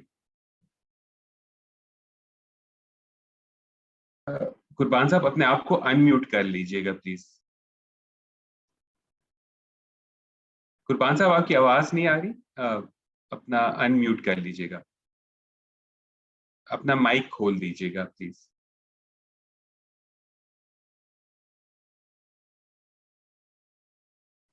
हेलो जी जी, अभी हम आपको सुन सकते हैं कुर्बान साहब, प्लीज। अस्सलाम वालेकुम तमाम मेहमानों को। तो सबसे पहले मैं अपना छोटी सी तारुफ करवाऊंगा। मेरा तारुफ गिलगित बल्तिस्तान से है और मेरा नाम कुर्बान अली आपने पहले ही बता दिया है। गुज़िश्ता 20 सालों से मैं इसी हनी बी कीपिंग के काम से मुंसलिक हूँ। तो आज मुझे खुशी भी हो रही है कि मेरे 2 उस्ताद आपके सामने और मेरे सामने बैठे हुए हैं, नवीद साहब और खालिद रफीक साहब। तो मैं हिम्मत करूंगा अपने उस्तादों के सामने तो जो एक्सपीरियंस मेरी है मैं शेयर करूं। तो तमाम मेहमानों से मैं ये अर्ज करूंगा कि क्वालिटी पे हर कोई बात कर रहा है, मार्केट में शहद लेने वाला भी क्वालिटी की बात कर रहा है, एक्सपोर्टर भी क्वालिटी की बात कर रहे हैं, हर कोई क्वालिटी की बात कर रहे हैं, लेकिन बेसिक जो बुनियादी नुक्ता है उस पे हमने ध्यान नहीं दिया है। मैं खुद एक बी कीपर हूँ, बी कीपर पे ध्यान नहीं हुई है गवर्नमेंट लेवल पे भी और प्राइवेट सेक्टर में भी। तो इसमें मेरे उस्ताद मोहतरम नवीद साहब ने तफसील से बात की है, उसके साथ में भी एक दो बातें करने की जहमत करूंगा, कोशिश करूंगा कि इसमें सबसे पहले गिलगित बल्तिस्तान के हवाले से मैं बात करूंगा और पाकिस्तान के हवाले से तो मेरे उस्ताद मोहतरम दोनों ने बात की है। यहाँ पे इशू हमें आ रहा है लेब टेस्टिंग का। आज तक कोई लेब टेस्ट का कोई इस तरह का कोई चीज गवर्नमेंट सतह पे या प्राइवेट सतह पे नहीं है। हम जाती तौर पे जिनकी अप्रोच है, जिनका सोर्स है, वो आगे तक आते हैं, कहीं किसी लेब से टेस्ट करवाते हैं। तो खालिद रफीक साहब ने भी कहा कि जब बी कीपर डिमांड करता है एक अच्छा रेट का, तो उसके हाथ में कोई सर्टिफिकेट, कोई कागज होना चाहिए। हर बंदे के पास ये मुमकिन नहीं है, लेकिन खरीदार तो चेक करवाता है वो मुख्तलिफ लेब्स से। वो अगर उसको टेस्ट करवाने के बाद उसको सही मुआवजा देगा तो क्वालिटी पे काम होगा। तो अब यहाँ मसला ये है कि जो बी कीपर्स है उनकी हौसला शिकनी हर जगह में हो रही है, उनको उनकी मेहनत के मुताबिक उनको मुआवजा नहीं मिल रहा है। तो वो क्या करते हैं, खुद से प्रोड्यूसर भी हैं, बी कीपर भी हैं और मार्केटिंग के लिए भी निकल पड़ते हैं। तो इसमें एक गैप आ जाता है। प्रोड्यूसर सिर्फ और सिर्फ प्रोड्यूस करें और आगे मार्केटिंग में कोई और लोग हों, एक्सपोर्टर हैं, लोकल जो मार्केट के लोग हैं, हमारा तरनाब फार्म है और बहुत सारे लोग काम करते हैं। तो वो अगर काम करें और बी कीपर का काम सिर्फ और सिर्फ जो है ना वो हनी प्रोड्यूस की तरफ उसकी ध्यान हो, तो ये मुमकिन है।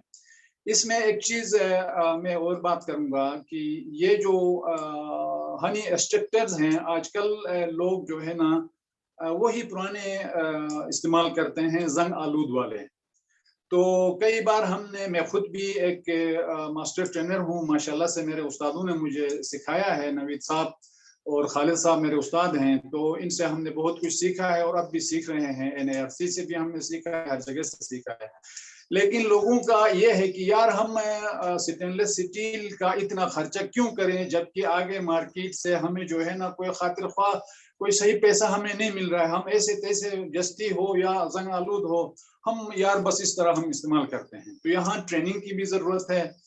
ट्रेनिंगों में हम बताते हैं, नवीद साहब ने भी कहा कि कोई महंगा हम किट खरीदते हैं तो फार्म से चोरी भी होती है। खैर वो उसको रोकना, चोरी हमारा काम है। हम उस वक्त इस्तेमाल के टाइम पे हम लाएं अपने साथ और बाद में हम अपने साथ घर ले जाएं या अपने कहीं पे और साइट में कर दें, वो एक है उसको चीज को संभालने का। लेकिन बेसिक चीज ये है कि यहाँ बी कीपर जो है ना हर तरफ से मायूस है। एक तो ग्लोबली जो आजकल पूरी दुनिया में एक मौसमी तब्दीली आई है, उस हवाले से हमारे गिलगित बल्तिस्तान में एक जो फसल है हमारा बिल्कुल कम हुआ है। एक फसल से मुराद मेरा ये है कि यहाँ पहले हम फर्स्ट जो हमारा प्रोडक्शन होती थी यहाँ उसकी होती थी रूबिनिया की, जिसे हम केकर भी कहते हैं। उसके बाद सेकंड जो है ना हमारा यहाँ रेशन ओलिव की होती थी। तो अब क्या हुआ है, ये मौसमी तब्दीली की वजह से रेशन ओलिव और कीकर जो है रूबिनिया एक साथ खिलने लगा है। तो उससे क्या हुआ, हमें बड़ा लॉस हुआ है कि एक प्रोडक्ट हमारा मुकम्मल तौर पे कम हुआ है।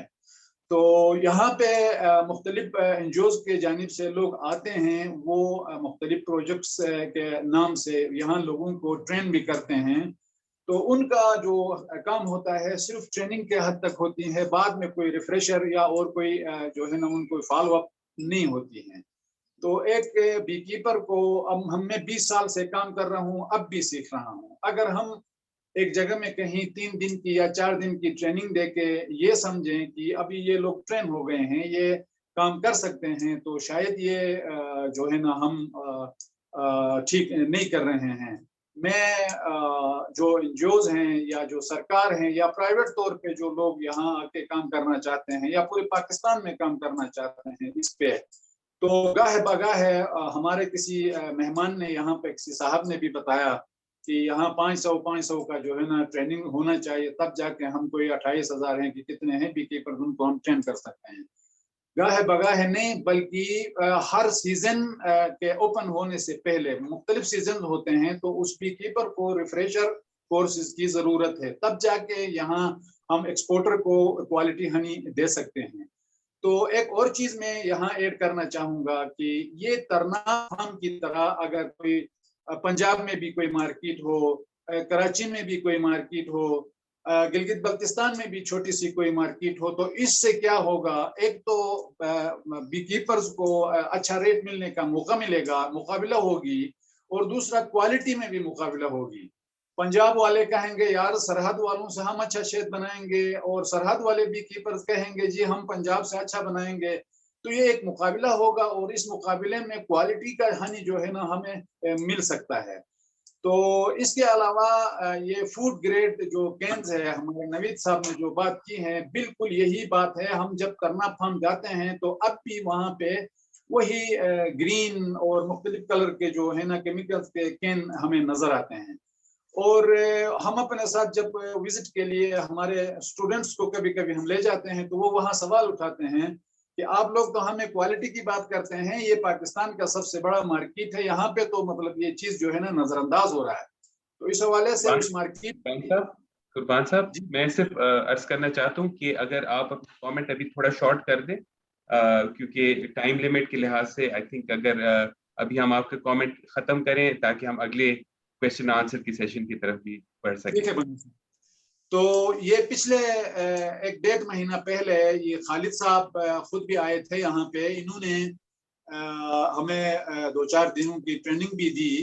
तो इन्होंने जो बी हाइव्स हमें यहाँ पे दिया, उसमें थोड़ी बहुत मॉडिफिकेशन करके एक थोड़ी बहुत तब्दीली इन्होंने दिखाया। तो इसी हवाले से अगर हर कोई जो बी कीपर है, जो गवर्नमेंट का जो है ना जिम्मेदार है या प्राइवेट मार्केट में काम करता है, हर बंदा अपना थोड़ा थोड़ा जो है ना अगर इसमें हिस्सा डालें तो इस काम में बेहतरी आ सकती है। तो बंगेश साहब मेहरबानी। जी बहुत शुक्रिया, थैंक यू, बहुत शुक्रिया कुर्बान साहब आपके कमेंट्स का। अभी हम क्वेश्चन और आंसर्स को शुरू कर देते हैं।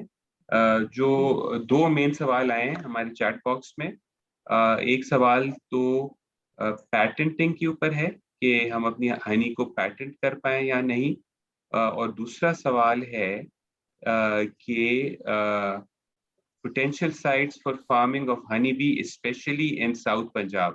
आई थिंक पहले हम ये वाला सवाल एड्रेस कर लेते हैं, और पैटेंट और आउटसाइड मार्केट के जो मैटर्स हैं उसको हम अगले सवाल में ले लेंगे।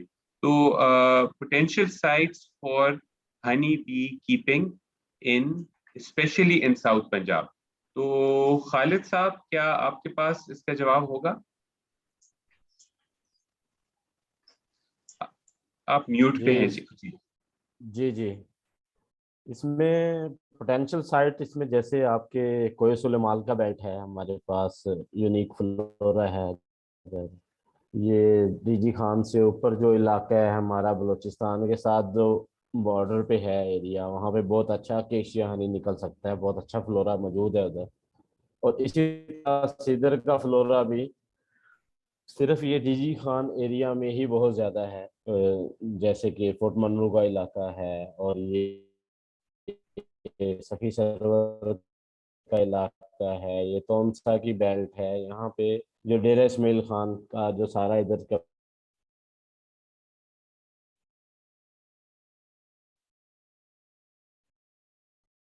ये आपकी आवाज बंद हो गई जी खालिद साहब, आई थिंक उनका कनेक्शन शायद इतना अच्छा नहीं है, तो उनकी आवाज अभी नहीं आ रही। तो यही बात आप डॉक्टर आसिफ साहब से पूछ लें।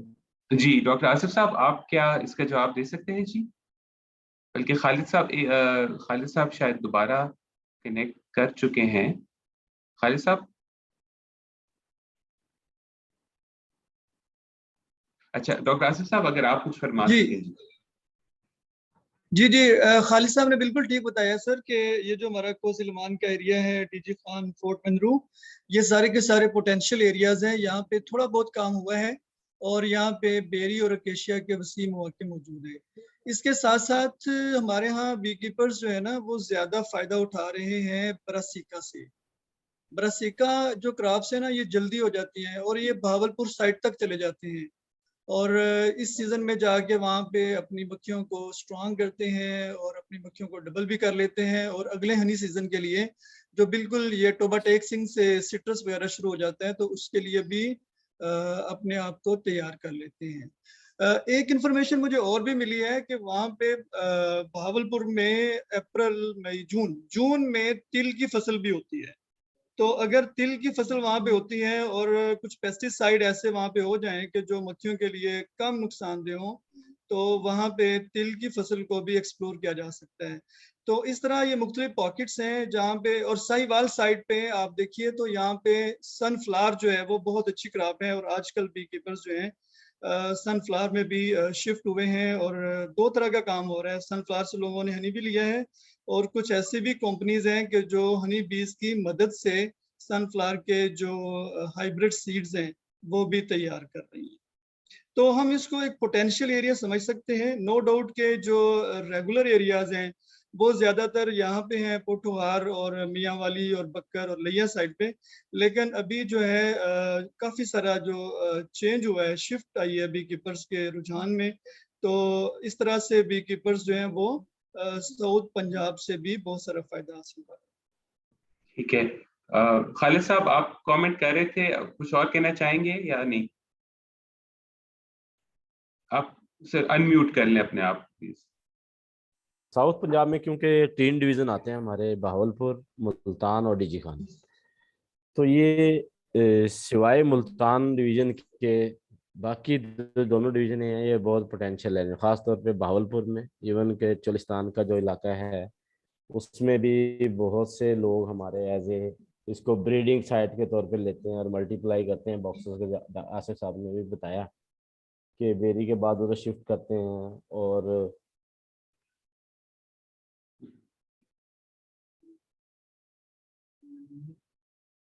ठीक है, पोटेंशियल मेरी आवाज खत्म हो गई। जी जी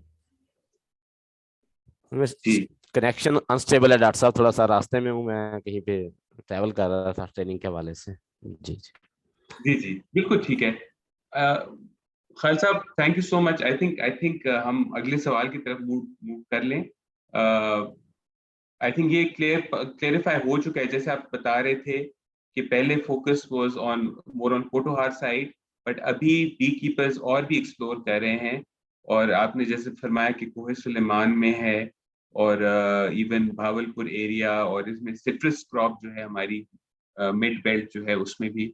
सो आई थिंक एक चीज तो बराबर हो गई है कि इसमें पोटेंशियल बहुत है and we are bee keepers are continuously exploring new areas. मगर एक चीज जो बहुत एक उभर के सामने आई है इस डिस्कशन में वो ये है कि बी कीपर जो वैल्यू चेन है वो इंतहाई एक तरह से बेसिक फॉर्म में है, रूडिमेंट्री फॉर्म में है, और उसको बेहतर बनाने की अशद जरूरत है। आई थिंक नवीद साहब ने भी ये फरमाया, और जो है ना बाकी जो उसके स्टेप्स हैं, जो बी कीपर को एक तरह से ट्रेनिंग एक जगह मगर उस पर अमल करवाना और फिर जो है ना इंडस्ट्री को बर वक्त सप्लाई देना और सही क्वालिटी में देना, जब तक ये नहीं हो पाएगा तो वैल्यू चेन कैसे डेवलप करेगा। तो आई थिंक ये एक सवाल मैं डॉक्टर फयाज को के सामने रखना चाहता हूँ कि डॉक्टर फयाज साहब आप क्या समझते हैं कि from a processor point of view जब आप जाते हैं प्रोक्योर करने हनी, तो आप उसको अपने जहन में कैसे इन्विसिज करते हैं कि बी कीपर से आप कैसे वो उसको प्रोक्योर करेंगे?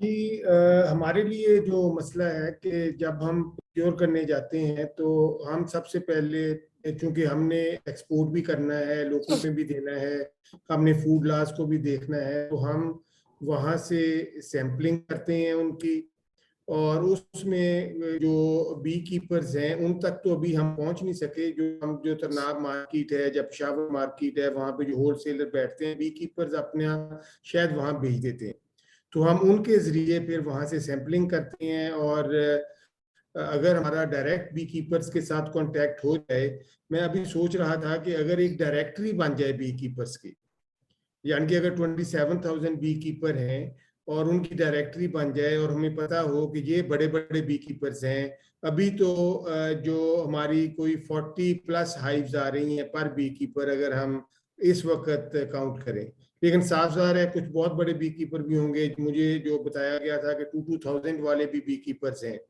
तो अगर एक हम डायरेक्टरी बना लें टू स्टार्ट विद, जैसे हमने जो डाटा है उसको उसकी बेसलाइन बनानी है, इसी तरह बी कीपर्स की भी एक बेसलाइन बन जाए और वो सभी को जो भी इंटरेस्टेड हो उसको प्रोवाइड भी की जाए। उसमें उनका टेलीफोन नंबर हो, उसमें उनका एरिया हो, उसमें उनका कितनी हाइव्स हैं उनके पास, वो सारा हो। तो उससे हम बी कीपर्स को हेल्प कर सकते हैं कि जब हम अपना जो हमें शहद चाहिए, बेसिकली जो शहद है इसको हम प्रोसेस नहीं करना चाहते, हम इसको अनप्रोसेस्ड बेचना चाहते हैं। जो सबसे अच्छा शहद है वो वही है जिसको प्रोसेस ना किया जाए, हम जस्ट इसको फिल्टर करना चाहते हैं।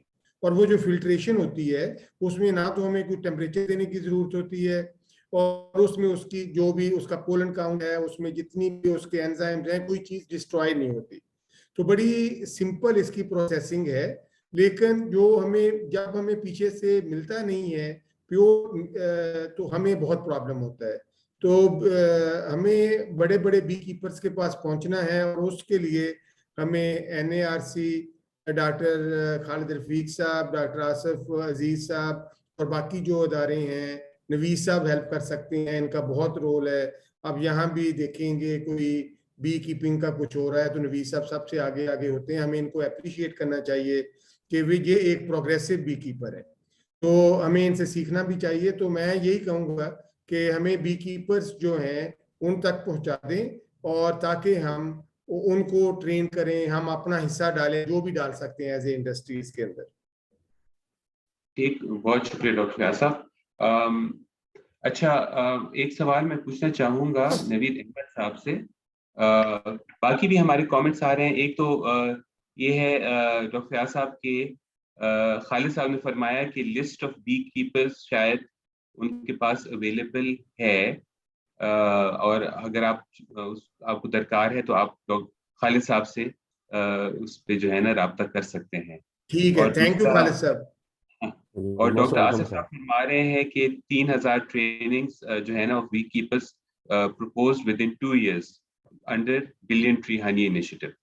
तो इसके अभी जो है ना ज्यादा से ज्यादा फायदा उठाया जा सकता है।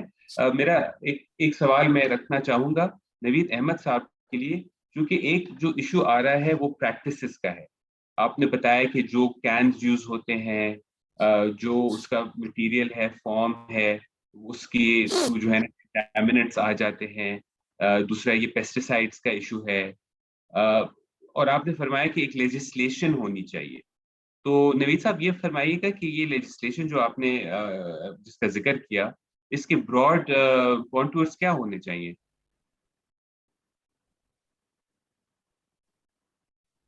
So you'll have to unmute yourself. जी शुक्रिया जनाब।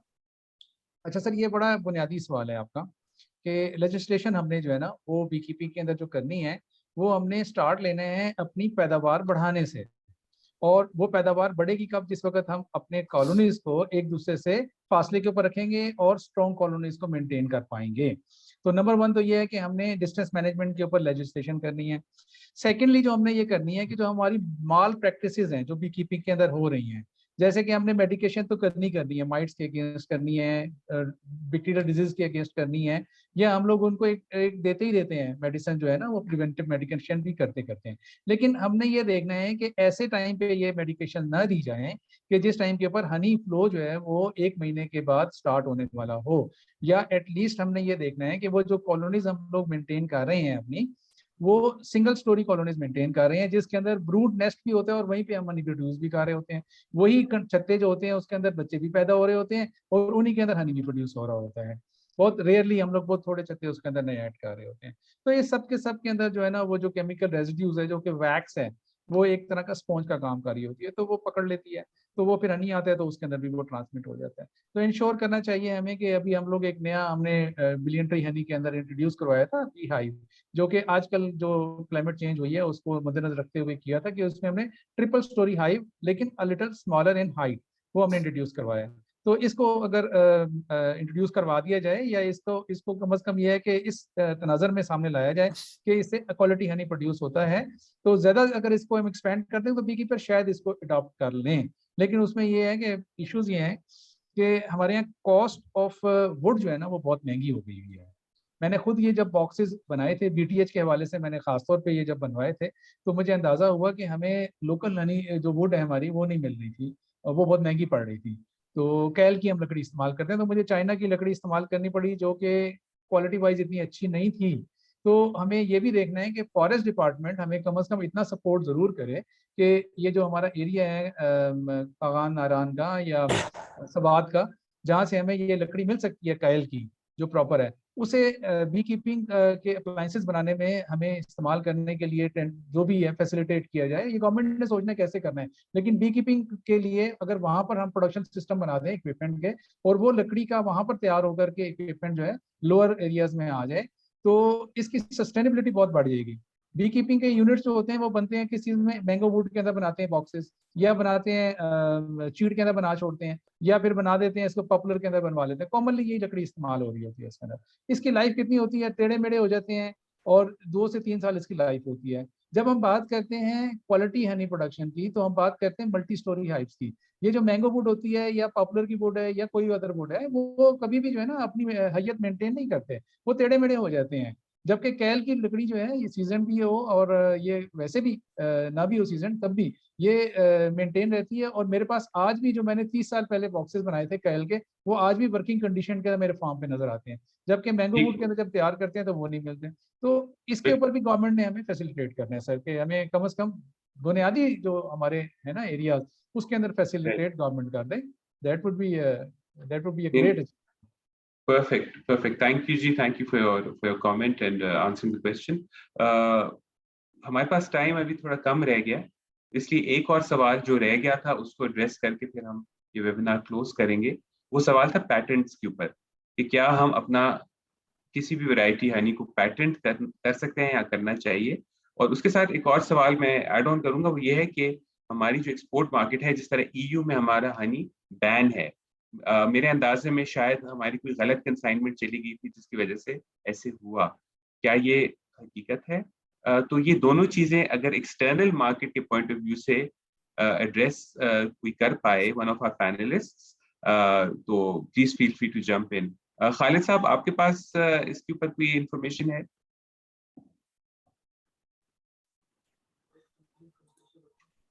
डॉक्टर आसिफ साहब, would you want to jump in on this? जी आवाज आ रही है? मेरा हेलो जी, खालिद आप बात कीजिए। जी खालिद साहब। जी सर, पहले मैं पेटेंट पे थोड़ा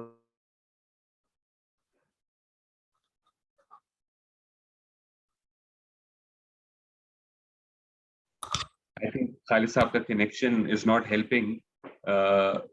आसिफ साहब, आप कुछ कहना चाहेंगे सर?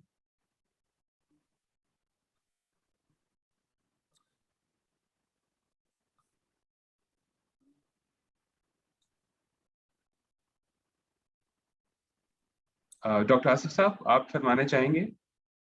जी जी वी साहब ने हाथ खड़ा किया है। जी नवीद साहब, आप कुछ कहना चाहेंगे? जी बहुत शुक्रिया। देखिए हमारे मुल्क के अंदर कुछ ऐसी प्रोडक्ट्स प्रोड्यूस होती हैं जिनको अगर हम पेटेंट करवा लेते हैं तो ये हम लोग इसको सोल इसके प्रोप्राइटर हो सकते हैं, WHO से करवा लें। अच्छा, इसमें हमारे पास एक तो वाइल्ड बेरी हनी है, जिसको मैं समझता हूँ कि अभी सिर्फ अगर करा रहे हैं, काम कर रहे हैं इसके, तो यमन वाले कर रहे हैं, and they are getting a prime price for that Honey.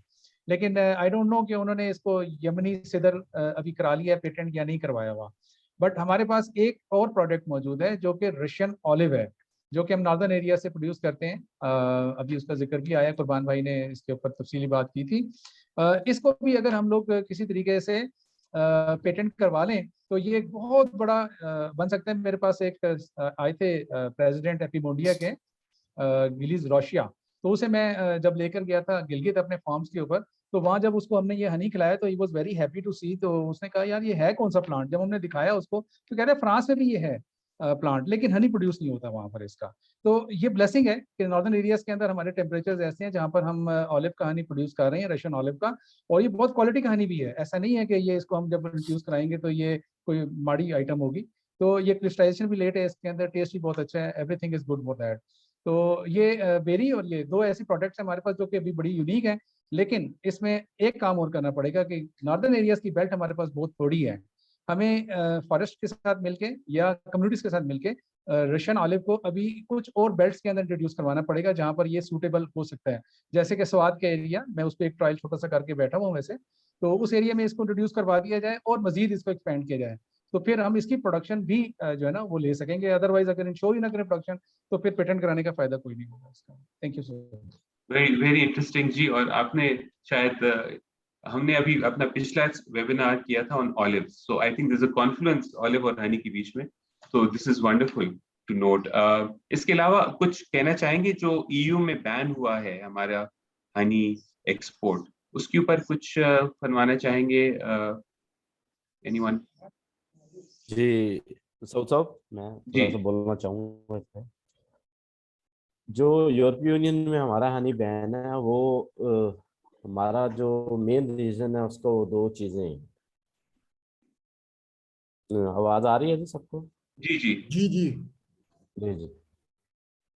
उसमें दो चीजें हैं सर, जिसमें एक जो पेस्टिसाइड रेजिड्यू है और एंटीबायोटिक रेजिड्यूज हैं, जो कि हमारे बी कीपर जो प्रोडक्शन में ब्लाइंडली यूज कर रहे हैं, जिसकी वजह से हमारा वहाँ हनी, ना हमारा अडल्ट्रेशन पे बैन हुआ है वहाँ पे हनी, ना हमारा कोई मॉइस्चर या किसी और कंटेंट की वजह से हुआ है। जो सोल रीजन है उसकी वो ये दो हैं। एक एंटीबायोटिक है जो कि हमारे ओटीसी, और ये जो दूसरे मेडिकेशन हमारे बी कीपर हजरात जो कि बैंड मेडिकेशन हैं उसको अप्लाई कर रहे हैं और अनजुडिशियस कर रहे हैं।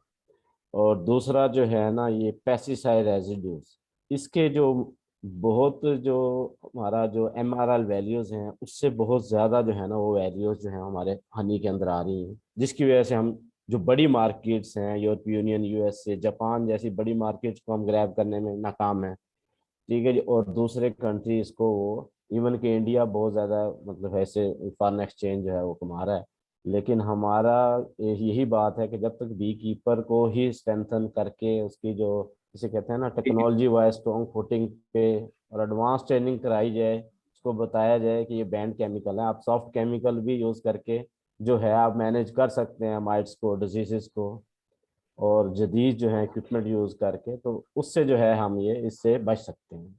ठीक हो गया खालिद साहब, बहुत शुक्रिया। नईद साहब, I apologise, I think we've run out of time, so I think we're just going to try and finish it here.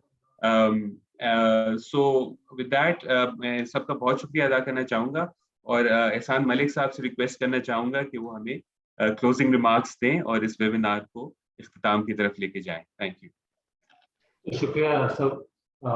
मैं ये कहना चाहता हूँ कि मैंने बहुत आज सीखा है हनी के बारे में, और जो जो पैशन मैंने पाई है इस डिस्कशन के अंदर, उससे बहुत कम से कम मैं बड़ा इनकरेज फील कर रहा हूँ कि ये बेशक एक नीश प्रोडक्ट है पाकिस्तान के ओवरऑल एग्रीकल्चरल प्रोड्यूस के लिहाज से, लेकिन इसका पोटेंशियल अगर इसी पैशन के साथ हम चलते रहे तो हम इंशाल्लाह बहुत कामयाब रहेंगे।